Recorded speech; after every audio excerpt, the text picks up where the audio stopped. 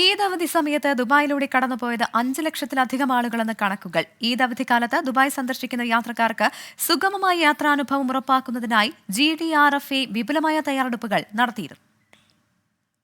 ഈദ് അവധി ദിനങ്ങളിൽ ദുബായിലെ വിമാനത്താവളങ്ങളിലൂടെ 5,62,000-ത്തിലധികം യാത്രക്കാർ കടന്നുപോയി എന്നാണ് Dubai general directorate of residency and foreigners affairs അറിയിക്കുന്നത്. ജൂൺ 15 മുതൽ 18 വരെയുള്ള കണക്കാണിത്. ലോകത്തിലെ മികച്ച വിനോദസഞ്ചാര കേന്ദ്രങ്ങളിൽ ഒന്നായി ദുബായ് നിലനിൽക്കുന്നു എന്ന് വ്യക്തമാക്കുന്നതാണ് പുതിയ കണക്കുകളെന്ന് GDRFA മേധാവി ലഫ്റ്റനന്റ് ജനറൽ മുഹമ്മദ് അഹമ്മദ് അൽ മറി പറഞ്ഞു. തങ്ങളുടെ സേവനങ്ങൾ മെച്ചപ്പെടുത്താനും യാത്രക്കാർക്ക് സുഗമമായ യാത്രാനുഭവം ഉറപ്പാക്കാനുള്ള വകുപ്പിന്റെ പരിശ്രമങ്ങളുടെ ഫലമാണിതെന്നും അദ്ദേഹം കൂട്ടിച്ചേർത്തു.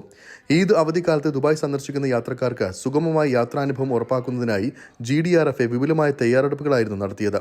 അതോടൊപ്പം രാജ്യത്തിലൂടെ കടന്നുപോകുന്ന ഹജ്ജ് തീർത്ഥാടകരെ സ്വീകരിക്കാനും പ്രത്യേക സൗകര്യങ്ങളും ഏർപ്പെടുത്തിയിരുന്നു.